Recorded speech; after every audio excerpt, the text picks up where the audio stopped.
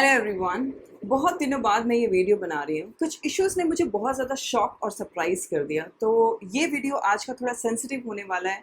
समझने की कोशिश करिएगा और ध्यान से सुनिएगा। जब गदर मूवी आई तो मुझे ऐसा लगा कि बहुत सारी मूवीज़ ऐसी होती है जिनको डायरेक्टोरियल या सिनेमैटिक पॉइंट ऑफ व्यू से नहीं देखा जाता, उन्हें इमोशनल पॉइंट ऑफ व्यू से देखा जाता है। और गदर 2 में हम सबके इमोशंस जुड़े हुए थे, इसीलिए गदर 2 को बहुत ज़्यादा पसंद किया गया, अप्रिशिएट किया गया और प्रमोट भी किया गया। फिर आई जवान, जो कि पर्सनली मुझे बहुत पसंद आई क्योंकि उसमें थे बहुत सारे सोशल मैसेजेस जिसने मुझे और पूरी जनता को बहुत हिट किया और उसको भी बहुत ज़्यादा अप्रिसिएशन मिला और उसने बहुत ज़्यादा बॉक्स ऑफिस कलेक्शन भी किया है, एज यू कैन सी। लेकिन कुछ दिनों से मैं एक चीज़ नोटिस कर रही हूँ, ना सिर्फ मेरे कमेंट बॉक्स में पर पूरे सोशल मीडिया में, कि एक प्रोपेगेंडा वॉर सी चल रही है। ठीक, अब ये जो प्रोपेगेंडा वॉर है जिसके बारे में मैं आप लोगों को बता रही हूँ, ये दो ग्रुप्स के बीच में चल रही है। एक जो गदर 2 को प्रोपेगेंडा मूवी समझता है, मानता है, और दूसरा जो जवान को प्रोपेगेंडा मूवी समझता है और मानता है। इस वीडियो में मैं इन दोनों ग्रुप के पॉइंट ऑफ व्यू और ओपिनियन को डिस्कस करने की कोशिश करूंगी, लेकिन कोई कंक्लूसिव ओपिनियन नहीं दूंगी। ये मैं आपके ऊपर छोड़ती हूँ कि आप क्या सोचते हैं। बस मुझे एक चीज़ बताइए, क्या हर एक मूवी को हम मूवी की तरह नहीं देख सकते, एक सोर्स ऑफ एंटरटेनमेंट की तरह नहीं देख सकते, एक सिनेमैटिक एक्सपीरियंस की तरह नहीं देख सकते? क्या ये बहुत ज़्यादा ज़रूरी है हर एक मूवी में पॉलिटिक्स और रिलीजन को डालना अननेसेसरी? Tell me please. ये पूरी वीडियो डिवाइड होगी दो पार्ट्स में, जिसमें एक पार्ट में आपको राइटिस्ट आइडियोलॉजी दिखाई जाएगी और दूसरे पार्ट में आपको लेफ्टिस्ट आइडियोलॉजी बताई जाएगी। ये जो प्रोपेगेंडा मूवीज़ हैं ये आज से नहीं चल रही है, इनकी एक डीप रूटेड हिस्ट्री है। अगर हम 1940s में जाएं तो एक मूवी आई थी द इटर्नल ज्यू। उसमें दिखाया गया था जो जूइश कम्युनिटीज़ है, जो यहूदी कम्युनिटी है, वो एक पर्टिकुलर टाइप की दिखती है, उनका चेहरा एक पर्टिकुलर टाइप का है, उनकी नाक एक अलग तरीके की होती है जो हम लोगों से बहुत डिफरेंट दिखते हैं। लेकिन 1940s का टाइम था, वर्ल्ड वॉर 2 चल रही थी और हिटलर ने ये प्रोपेगेंडा मूवी इसलिए बनाई थी ताकि एक पर्टिकुलर इमेज यहूदियों की क्रिएट की जाए, लोगों के सामने आए। लेकिन तब का वक्त कुछ और था, लोग प्रोपेगेंडा में खींचे चले आते थे, और आज का वक्त कुछ और है। चलो मैं आपके सामने कुछ पिक्चर्स दिखाती हूँ और आप खुद डिसाइड कीजिए, क्या ज्यूज जो है वो इस तरह से दिखते हैं जिस तरह से पिक्चर में दिखाया गया था, या वो कुछ अलग दिखते हैं? Please have a look and decide yourself, और कमेंट बॉक्स में ज़रूर मेंशन कीजिएगा। चलो हिस्टोरिक डिटेल्स में नहीं जाते हैं, let's cut the long story short. History की नहीं, प्रेजेंट सिनेरियो की बात करते हैं। आपको पता है कि गदर 2 मूवी इतनी बड़ी हिट क्यों थी? चलो गदर 2 के बारे में मैं आपको बाद में बताती हूँ, पहले हम बात करते हैं द कश्मीर फाइल्स की। वो इतनी बड़ी हिट क्यों थी? जब द कश्मीर फाइल रिलीज हुई थी तो बहुत सारे लोगों ने बोला कि ये एक प्रोपेगेंडा मूवी है, और बहुत सारे लोगों ने बोला कि नहीं, ये प्रोपेगेंडा मूवी नहीं है, इसमें जो कश्मीरी पंडित्स हैं उनकी हार्श रियलिटी को प्रेजेंट किया गया है। इससे पहले भी एक मूवी आई थी शिकारा, जिसको बहुत ज़्यादा क्रिटिसाइज किया गया था क्योंकि इसमें कश्मीरी पंडित की जो सफरिंग है उसको डिस्प्ले नहीं किया गया था। चलो ये हम बाद में डिसाइड करेंगे कि ये प्रोपेगेंडा मूवी थी या नहीं थी। मुझे तो ये बिल्कुल प्रोपेगेंडा मूवी नहीं लगती है, लेकिन इसका एक सीन है जो मेरे दिल के बहुत ज़्यादा करीब है, जो मैं आप लोगों के साथ मिलकर देखना चाहती हूँ। तो लेट्स सी। तो अब तू उनकी तरफ से लड़ रहा है जो हमारे दुश्मन है। कब तक चलेगी ये दुश्मनी? माफ भी तो कर सकते हैं। Say sorry to each other and move on. से सॉरी एंड मूव ऑन। उनको सॉरी बोले जिन्होंने हमारा जेनोसाइड किया है। Come on काशिम, कोई जेनोसाइड नहीं हुआ था, प्लीज। मुझे समझ में नहीं आता कि कब तक आप लोग ये झूठा लेवल अपने माथे पे लगा घूमते रहोगे। आप लोग? तू क्या है? मैं किसी आइडेंटिटी को नहीं मानता। उस आइडेंटिटी को तो मानता है ना जिन्होंने कश्मीरी पंडितों को मार डाला। खुद आप लोगों की गलती की वजह से मरे बोलो। अरे माइनॉरिटीज को इतना दबा के रखोगे तो यही होगा। माइनॉरिटी वो नहीं थे, हम हैं 2% माइनॉरिटी। Minority amongst minorities. अपने देश में पिछले 30 साल से रेफ्यूजी बने घूम रहे हैं। We are not refugees, we are not minorities, we are Kashmiri Pandit from Kashmir. ये जमीन हमारी है, इस जमीन पर हमारा हक है। अरे गाशु, एक नाखून बचा है, वो तो काटने दो। उनके आने से पहले हम 100% थे। उन्होंने हमको कन्वर्ट किया। 25 पुश्तों के नाम गिना सकते हैं हम कश्मीरी पंडित, वो गिना सकते हैं। उनके तो सरनेम भी हमारे हैं, कौल, पंडित, भट्ट, पट्टू। जहां शिव, सरस्वती, ऋषि कश्यप हुए, वो कश्मीर हमारा था। जहां शंकराचार्य ने तप किया, वो कश्मीर हमारा था। जहां पंचतंत्र लिखा गया वो कश्मीर हमारा था। तू जानता ही क्या है कश्मीर के बारे में? सब जानता हूँ, बचपन से आपसे कश्मीर की हिस्ट्री की स्टोरियां सुनता आ रहा हूँ।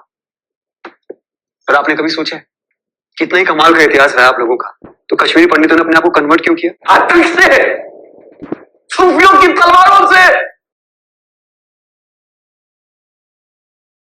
ये सीन मुझे इसलिए नहीं पसंद क्योंकि इसमें कोई प्रोपेगेंडा है। Let me clarify to all my audience, क्योंकि ऑडियंस जो है वो बहुत ज़्यादा मिस इंटरप्रेट करती है, मिस इन्फॉर्म्ड होती है और फिर अपनी ओपिनियंस बना देती है। सो लेट मी क्लेरिफाई, इसमें कोई प्रोपेगेंडा नहीं है। ये सीन मुझे इसलिए पसंद है क्योंकि इसमें एक साइड अपना तर्क रख रहा है, दूसरा साइड अपना तर्क रख रहा है, कोई भी साइड अपना विल इम्पोज नहीं कर रहा है। इसमें राइटिस्ट वर्सेस लेफ्टिस्ट की एक डिबेट रिप्रेजेंट की गई और फिर एक कंक्लूसिव डिसीजन पे पहुंचा जा रहा है। अब ऐसे डिबेट को प्रमोट करके एनलाइटन करने वाली मूवी प्रोपेगेंडा कैसे हो गई ये मुझे तो नहीं पता, लेकिन अगर आपको ऐसा लगता है तो प्लीज़ कमेंट सेक्शन में ज़रूर मेंशन कीजिए। अब बात करते हैं गदर 2 के सक्सेस की। ये डायलॉग देखिए। अगर यहाँ के लोगों को दोबारा मौका मिले ना हिंदुस्तान में बसने का, तो आधे से ज्यादा पाकिस्तान खाली हो जाएगा। क्या ये बोलना गलत होगा कि गदर 2 अपने नॉस्टैल्जिया और ऐसे नेशनलिस्टिक सीन्स की वजह से ब्लॉकबस्टर हिट हुई है? और अगर ऐसा है तो ऐसा क्या हुआ है पास्ट में कि हमारी इंडियन ऑडियंस डिप्राइव्ड है ऐसे नेशनलिस्टिक सीन्स के लिए और मूवी के लिए? पिछले कुछ समय में इंडियन सिनेमा में कुछ ऐसा देखने को मिला कि जब भी बात आती है कटाक्ष कसने की या क्रिटिसाइज करने की तो सिर्फ मेजॉरिटी को हिट किया जाता है, माइनॉरिटीज़ को पोक नहीं किया जाता। और इसीलिए जब ऐसी मूवी आती है जो मेजॉरिटी सेंटिमेंट को अपील करती है तो बहुत अच्छा सिनेमैटिक एक्सपीरियंस ना होने के बावजूद भी जनता उसे ब्लॉकबस्टर हिट बना देती है। ये ट्रेंड हमें सिर्फ मूवीज में नहीं, एड्स में भी देखने को मिलता था। जैसे कि स्विगी, जब बात आती है ईद की तो ये बहुत हम्बली ईद मुबारक बोलते हुए दिखता है। जब बात आती है मैरी क्रिसमस की तो बहुत हैप्पीली मैरी क्रिसमस बोलते हुए दिखता है। लेकिन सारे लेक्चर इसको होली के टाइम में ही देने होते हैं। अब बात करते हैं फैब इंडिया की। फैब इंडिया ईद और क्रिसमस को टच भी नहीं करता, लेकिन जब बात आती है दिवाली की तो दिवाली रातों रात जश्न रिवाज बन जाती है। क्यों भाई, जश्न रिवाज क्यों? दिवाली को दिवाली रहने दीजिए। और अगर आप दिवाली को जश्न रिवाज बोलने की हिम्मत रख सकते हैं तो ईद को भी चंद्रोत्सव बोलिए, क्रिसमस को भी यशु पुनर्जयंती बोलिए। लेकिन नहीं, वहाँ पर हिम्मत नहीं है क्योंकि माइनॉरिटीज़ को अगेन पोक नहीं किया जाता, मेजॉरिटी को मनचाहा कुछ भी बोल दिया जाता है। और इसी लाइन पे चलते हुए पाकिस्तान को एक फ्रेंडली नेबर की तरह दिखाने की कोशिश की जाती है, चाहे वो बजरंगी भाईजान हो, चाहे वो राजी मूवी हो, चाहे वो 83 मूवी हो, जिसमें पाकिस्तान आर्मी इंडियन आर्मी को ये बोल रही है कि आज हम शेलिंग नहीं करेंगे, आप मैच देख सकते हैं। तो अननेसेसरी पाकिस्तान को एक फ्रेंडली नेबर की तरह दिखाने की कोशिश की जाती है। और इसीलिए जब मूवी आती है उरी जैसी, गदर 2 जैसी, जिसमें राउडी डायलॉग्स होते हैं और डंके की चोट पे पाकिस्तान को मुंह तोड़ जवाब दिया जाता है, तो जनता इसको बहुत ज़्यादा पसंद करती है और रातों रात सुपर डुपर ब्लॉकबस्टर हिट बना देती है। तो एक चीज़ तो श्योर है कि इस तरह के सिनेमा के लिए हमारी इंडियन ऑडियंस भूखी हो रखी है। कुछ दिनों पहले एक मूवी आई थी द केरला स्टोरी। इसमें दिखाया गया है कि किस तरह से एक मुसलमान लड़का एक हिंदू लड़की को अपने प्यार के जाल में फंसाता है, उसे कन्वर्ट करता है, शादी करता है और Islamic state of Iraq and Syria में ले जाके फंसा देता है। और इसको भी बहुत सारे लोगों ने प्रोपेगेंडा मूवी कह के क्रिटिसाइज़ किया। मैं आपसे पूछती हूँ कि ये मूवी एक हार्ड रियलिटी के ऊपर बेस्ड है, तो अगर हम हार्ड रियलिटी मूवी के थ्रू शो कर रहे हैं और जनता को जागरूक कर रहे हैं तो इसमें प्रोपेगेंडा कैसा? कई लोगों ने द केरला स्टोरी देखी, एनालिसिस किया और इस पर वीडियो बनाई और कहा कि 35,000 केस नहीं थे, सिर्फ 10 से 15 केस थे। कई लोगों ने तो ये भी बोला कि सिर्फ 3 केस थे। मैं आपसे बोलती हूँ कि अगर एक भी केस था तो ये मूवी प्रोपेगेंडा कैसे हुई? एक केस तो हुआ है ना, एक केस की तो रियलिटी है ना, तो ये प्रोपेगेंडा कैसे हो गया? What the hell is wrong with the people these days?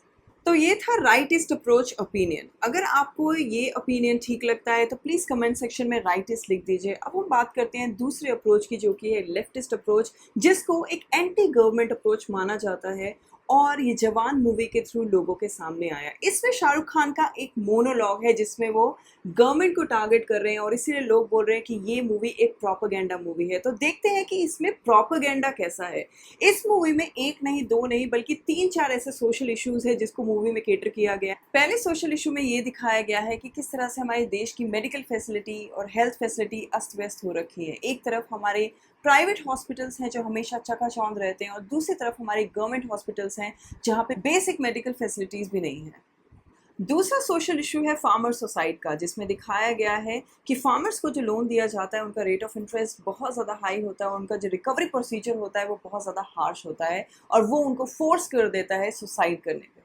हमारे देश में लेफ्टिस्ट प्रोपेगेंडा पे बनी मूवीज़ की कोई कमी नहीं है, चाहे वो कमल हसन की हिंदुस्तानी हो, आमिर खान की रंग दे बसंती हो, नसरुद्दीन शाह की वेंसडे हो या रिसेंटली आई शाहरुख खान की जवान। इन सारी मूवीज़ में लेफ्टिस्ट प्रोपेगेंडा को डिस्प्ले किया गया है, जैसा कि राइटिस्ट मानते हैं और ब्लेम करते हैं। इन सारी मूवीज़ में ऐसा लेफ्टिस्ट है क्या? ये सारी मूवीज़ गवर्नमेंट के ऊपर एक सीधा साधा निशाना है। जब हिंदुस्तानी मूवी आई तो भी वो एक गवर्नमेंट के ऊपर सीधा साधा निशाना थी।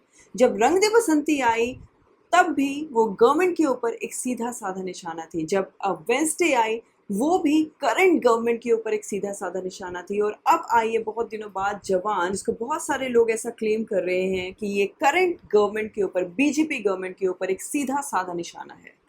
तो मेरा आप लोगों से एक क्वेश्चन है कि क्या जवान 2022 या 23 की टाइमलाइन पे बनी है? नहीं, जवान मल्टीपल टाइमलाइंस में बनी है। एक है पास्ट की टाइमलाइन और एक है प्रेजेंट की टाइमलाइन। जब हम पास्ट की टाइमलाइन की बात करते हैं तो शाहरुख खान उस टाइम की गवर्नमेंट को टारगेट कर रहे हैं, और जब हम प्रेजेंट टाइमलाइन की बात कर रहे हैं तो शाहरुख खान प्रेजेंट गवर्नमेंट को टारगेट कर रहे हैं। तो अगर हम ये बोले कि शाहरुख खान सिर्फ एक स्पेसिफिक गवर्नमेंट को टारगेट कर रहे हैं, ये बिल्कुल गलत होगा, क्योंकि मूवी 30 से 40 साल के टाइमलाइन पे बनी है और 30 से 40 साल में गवर्नमेंट चेंज होती रहती है, सेम गवर्नमेंट कभी नहीं रहती।